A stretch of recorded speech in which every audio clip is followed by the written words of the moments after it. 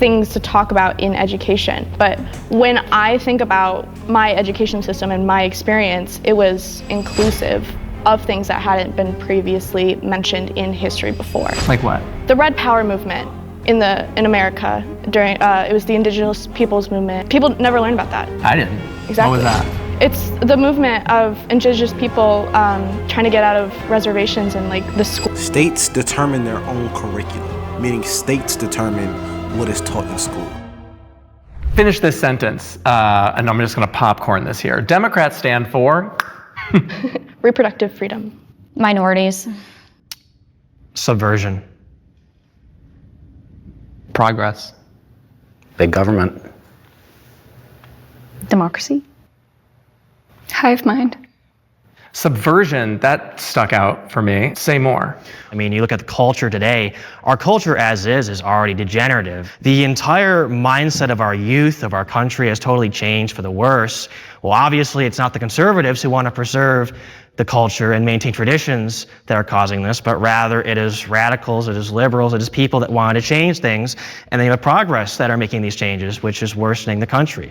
I think that we should be trying to move forward and make progress, yes, but through actual changes that benefit the youth, that benefit and strengthen the country.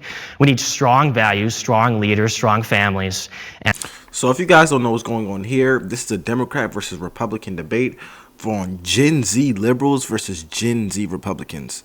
I'm really excited to see what both sides have to bring to the table, and let us all know who you guys agree with in the comments below. Let's continue. And this is not going to be done with policies that are going to be more, like transing the youth or drag queen story hour. Yeah. Yeah. Like, how does that make the country? How's that going to win us, in the competitive war against Russia or China? They're teaching how does that fix the economy? They're going to teach their kids how to fight, how to win. They have a winning mindset. They don't care about these other issues because they're busy on conquering the world. And I'm not saying we should go and engage in wars. No, but like the Chinese youth are literally building guns at their desks. Yeah. And we're like asking children if they want to get transgender surgery. I will say I don't know that Drag Queen Story Hour is part of Kamala Harris's platform, but let's do Republicans. What do Republicans stand for? Republicans stand for the past. I was going to say the past too. MAGA. We stand for the American dream. Republicans stand for strength. Republicans stand for Regression. Republicans stand for conservatism. I was going to say strength, but I'm also not a part of either party. I stand for individual freedoms. And that's kind of the overall priority of the Libertarian Party. Just kind of like a leave me alone. Stop taxing everything. Let me have my full wage. Let's pull out of these countries. No more war. Let me have my guns.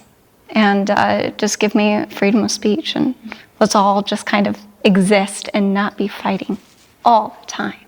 Okay, so to be quite honest with you, in order for society to function well, you do have to have some infringements on individual freedoms. Some.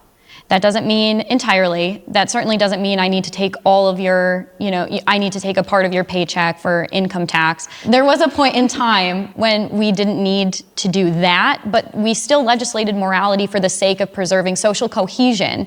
And so, for example, it actually during the founding era was illegal to have a child out of wedlock. Now, we would be aghast in our modern day that would ever be illegal. How could you not have a child out of wedlock? That's your right. But the reality was they knew that the breakdown of the family would cause society to unravel, and it would be a great fiscal cost to the American taxpayer, because then you have to have government support, right? A lot of times what would happen is women would go into what were poorhouses because their husband didn't, or the baby's father didn't marry them. And so who was going to support them? It either had to be the family, the church, or the government. And so it was made illegal to prevent it from being a burden on everyday Americans paying their taxes so that they didn't have to take care of this. And also it was for the sake of preserving the individual family unit, because they knew that that was the building block of a healthy society. And so now we see today in the Black community, for example, 70% of children are born outside of wedlock, and Black Americans are disproportionately poorer and more likely to go to jail. And so you can link those things together: father absence, crime,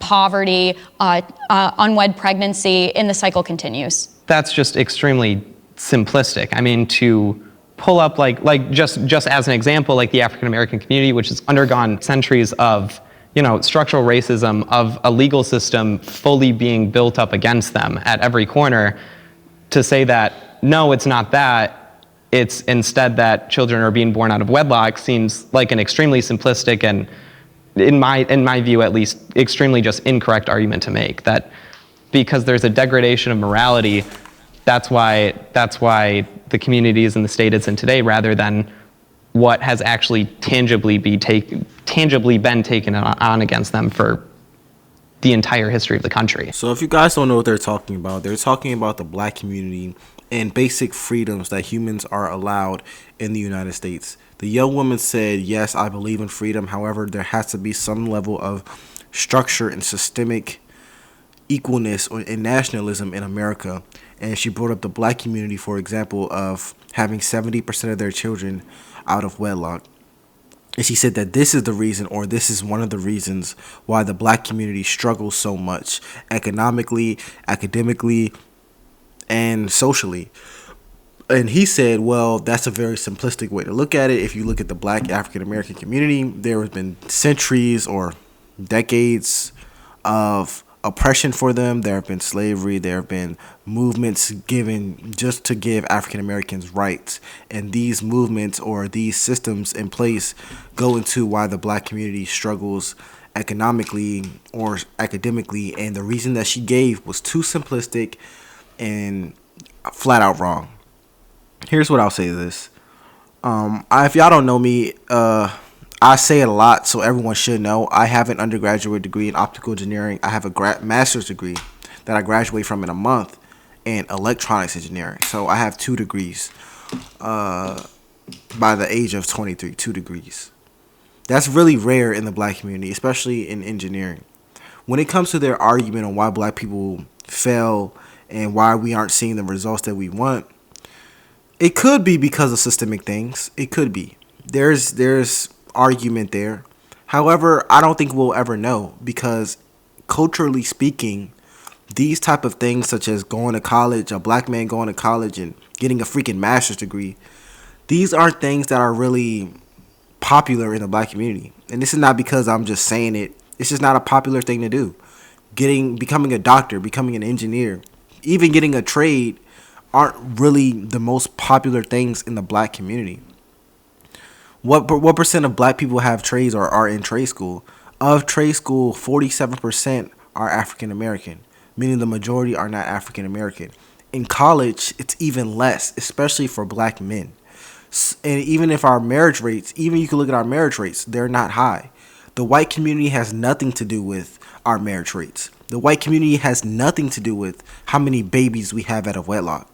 Birth control is everywhere. Condoms are everywhere. You can go into a freaking college nursing dorm and get you can go into a college dorm and get condoms on the register or on the stand. They have nothing to do with why we don't value education. Go to inner cities with black mayors, black senators, black congressmen, black governors. Go into their cities, go into their schools that have all black staffs, and check the reading levels. They have nothing to do. White people have nothing to do with those reading levels. The fact of the matter is this: we don't value things that other communities value, and that's okay. We have some of the best athletes in the black community. We have some of the most famous entertainers in the black community.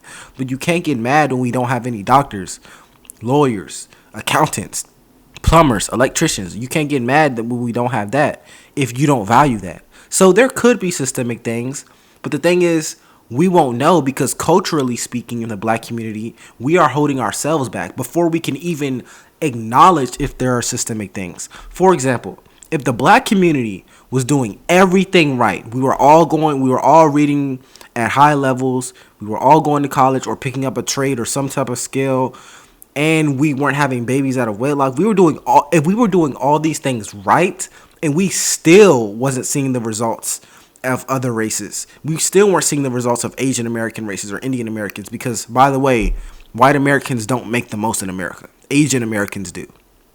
If we were still doing all these things and we were still getting lower results, we still weren't progressing as a society, then we can argue that there are systemic barriers. But we're not even at the start line yet. We aren't even at the start line. So this argument of blaming other races and systemic. It's like it's a possibility, but we aren't even at the start line. We aren't even in the room to argue this. We're doing something completely different. But nonetheless, let's continue. You don't think the 1965 Civil Rights Act fixed anything? It did fix some things, but it definitely hasn't gone the whole way. How would we bring back that morality of not having children out of wedlock and such, and how would we get to that point as Americans? We stop incentivizing single motherhood. When we stop incentivizing that and actually start kind of growing a community around these families, and that's one thing I think Republicans are kind of changing their tune on. I mean, we've seen it. We are the pro-life party, and I think we're starting to kind of change our ways a little bit when it comes to more support for young families and single mothers. But we just cannot keep having the government be the answer to absent fathers. That's just never going to work. I just want to make sure that this isn't kind of justifying, issues of domestic violence in the household, because obviously, proportionally, women are more likely to be affected by domestic violence. I'm not one of those people that say you should stay in your marriage no matter what. Yes. If you're facing abuse, get out. But Good. Yes. I don't think that's happening in the majority of the cases. I think we've made it too easy for fathers to walk away from their children because they know whether I'm there or not, Uncle Sam's going to be there to take care of me or take care of my children. And we just got to stop doing that. We need to give women the tools that they have beforehand so that they have successful pregnancies, that they are not, having this unexpectedly, and that when things like this do happen, they're prepared for it and they have resources at their disposal. Would you say that pro-choice is a tool to stop single motherhood? No, I think what we need to get back to is fostering a culture that supports life. And as we've seen with the abortion issue, that has went back to the states now. Here in Michigan specifically, voters made their voices heard, and it's enshrined into our Constitution now. And I think that the best path forward is to be looking at the reasons why are women having abortions like they are. And I think it goes back to the economic problems. We have made it so unaffordable in this country to have a family, everything between the inflation, being able to buy a home, that having a kid has went from being a beautiful moment in a lot of women's lives to being one of the most scary. And I think that if we continue to just put Band-Aids on the problem and say, apply for bare minimum government benefits to help you through, I don't think that's going to be helping anyone. Have you guys, to the Democrats on this panel, have you heard these arguments before? Yeah, I heard it just in passing, maybe not so much in college, just because I don't know if anyone our age is necessarily thinking about starting a family or anything. That's crazy that you never heard that before, except in passing. That's insane. That's crazy. Why is that crazy? Because I feel like if you just do a little bit of research, independent thinking, and dig into issues, you'll start to put two and two together. It's not that difficult. You just have to either have somebody give a balanced viewpoint, an alternative viewpoint to the same things you've been told your whole life. I mean, let's be realistic here. The public education system is overwhelmingly left-wing. Do you agree or disagree? I think it's pretty obvious that it's left-leaning. I mean, when I was in school, they were saying, all right, let's skip Christian history, go straight to the Arab empires. And then the next year, it's just all about how racist America is. Or the fact that in my AP US history textbook, I'll never forget this because I read the whole damn thing cover to cover, they went into an entire section on the greatness of Margaret Sanger, who founded Planned Parenthood. And I'm thinking to myself, I'm a faithful Catholic. I'm completely against Planned Parenthood and everything it stands for. Why does my AP US history textbook have an entire section dedicated to this woman who's caused the death of millions and millions of unborn babies? I mean, feminism is an indisputable part of U.S. history. It's a very common theme. I think education should be patriotic. We should love this country. And I will agree, this system sucks. As a conservative, as someone who was a nationalist, I hate how our country is now, but we should glorify the good things that we did, and that never really. I think the problem with education is not the fact that they're teaching about feminism or teaching about any of these topics, because knowledge in itself is objective. Knowledge itself is not biased. It's more so in how you frame the knowledge or how you teach the knowledge that then it becomes subjective. If you're teaching about feminism from a perspective of it's a great almighty thing that positively impacted the United States, that is biased. And I think that's what they're alluding to happening in public schools or grade schools, rather than teaching knowledge from an objective point of view, it's taught from a very subjective point of view. And some knowledge, if what they're saying is accurate, it's just not being taught at all. What I honestly think should happen, and people may disagree with me, I think you should teach it all. I think you should teach about everything that's happened in American history, not from a biased point of view, but just teach the students and let them draw their own conclusions. I would agree with that. I'm not a fan of suppressing information. I hate when information is suppressed. I hate it. Let people draw their own conclusions, because if you're teaching someone how to critically think, it's not your responsibility to make sure they interpret information the way that you want them to interpret it.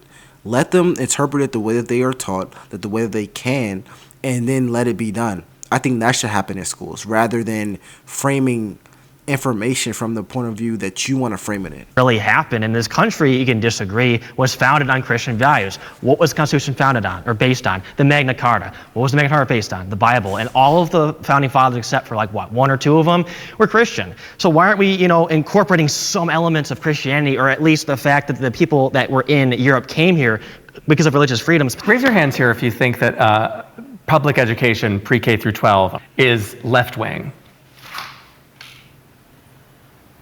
You don't realize it.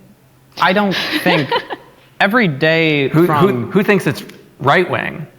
See? We won. You don't think it's right Who thinks it has no ideology whatsoever? I think that bias is a natural part of the education system. I think that obviously there's a lot of things to talk about in education. But when I think about my education system and my experience, it was inclusive of things that hadn't been previously mentioned in history before. Like what? Like the Red Power movement in America during it was the Indigenous people's movement. People never learned about that. I didn't. Exactly. What was that? It's the movement of Indigenous people trying to get out of reservations and the school. If you guys don't know, I'm just going to say something. States determine their own curriculum in the United States. States determine their own curriculum, meaning states determine what is taught in schools. So the perspective on if the education system is left-leaning or if it's right-leaning, are you referring to the Department of Education? Their primary goal is to hand out scholarships, grants, loans, tuition, stuff like that, and funding for states or disperse funding to states. Nonetheless, for example, Texas would determine the Texas state curriculum. Maryland would determine the Maryland state curriculum. So to say it's left-leaning, you're probably from a left-leaning state or you grew up in a left-leaning democratic state, which would allude to the education system being left-leaning. I will say, though, the education system can be classist because the people who write textbooks, you probably need a PhD to write textbooks. And in order to get a PhD, you have to be able to survive for 7 and 8 years just studying and live off of that salary. Usually only upper class families can do that. So the people who have PhDs and higher levels of education where they're able to write textbooks tend to be richer. So I don't know if that's left-leaning. They just tend to have more money. So they may not view points of views from a poorer mindset. Don't necessarily think that's left-leaning or right-leaning. It's just kind of rich versus poor. But nonetheless, let's continue. Schools that were mandated for them. But have you heard about the Comanches? Yes, yeah. So you know that they would actually rape and kill the pioneers who lived out in Texas and Oklahoma? I had a whole system or whole structure talking about indigenous people history. I didn't. So you know about. It was more inclusive. You know about the Aztecs and the human sacrifices and blood sacrifices that they did when the Spanish I've learned about arrived that there? too. Yes. They didn't tell us that they said the Spanish came there and they just killed and raped and conquered. They mentioned nothing about conversion. It's why are the Mexicans so Catholic and so Christian? If the Spanish were so evil and so bad, why would they convert? Do you want things like that implemented in our textbooks? I want a balance. I want to know about the evils that people have done. We all sin. Every nation, every country. We all have a bad history. You can look at any nation. So obviously, that's kind of inevitable, but we should subscribe that to values. Obviously, I don't know. It should be used to further our patriotism, not hate our own system and hate our country. This is how it was 100 years ago, and it's still like this today. That's not going to make you more patriotic and love your country. If they say these bad things are still happening, it's still present, and this country sucks, the system sucks, it's still corrupt, there's still this, there's still that. I mean, no wonder the suicide rates are so high. No wonder people are so depressed. There's nothing to live for, there's nothing to fight for. And rightfully so. All our foreign wars are for big corporations and elites who do not give a damn about America. So obviously, I agree with the left on those issues. And obviously, as young Gen Z, I want to fix that. We should only have wars that are defensive and whatnot, but we need to work together to create that. In an ideal world, we're not going to keep saying our country sucks, our system sucks. You know, we have to have an idealistic way of improving that. But aren't you still The heart of what he's saying is that America's not patriotic, and the school systems do not egg that on. They do not edge on patriotism and nationalism in the United States. Can't say I fully disagree with that. If you're teaching, can't say I fully disagree with that. I don't really know how to fix that issue. It will more so be who's teaching it, what teacher is teaching it, and also what a state's curriculum mandates is taught. But nonetheless, let me know if you guys agree, if you want a part 2 to this. This video is pretty long. My name is LFR JoJo, and I'll see you on the next one. Peace.